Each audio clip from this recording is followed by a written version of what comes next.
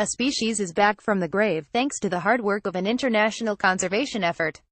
The Australian Lord Howe Island stick insect, thought to have become extinct in the 1920s, is now officially alive again, confirmed by DNA testing.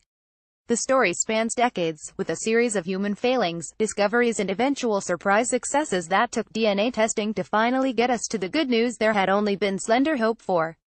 When black rats were accidentally introduced to the island by a shipwreck in 1918, 600 kilometers 370 miles off the east coast of Australia, they devastated the population of the phasmid, Dryocosylus australis.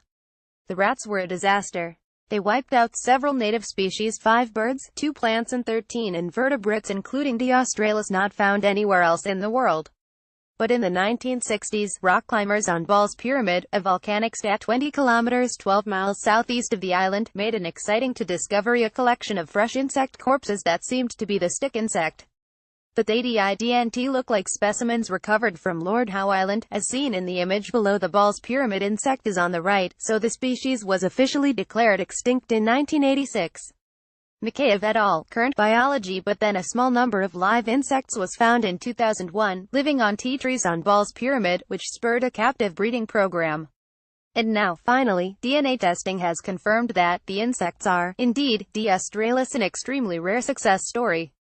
In this case, it seems like we're lucky and we have not lost this species forever, although by all rights we should have, said lead researcher Alexander Mikheyev, a professor at Okinawa Institute of Science and Technology Graduate University. We get another chance, but very often we do not. Although the Ball's Pyramid insects didn't look like the Lord Howe Island specimens, comparison between the genomes of the two found less than 1% difference, a small enough difference that they can officially be declared the same species. This means that eventually, they may be reintroduced to Lord Howe Island, pending the completion of a rat eradication program that is due to commence in 2018.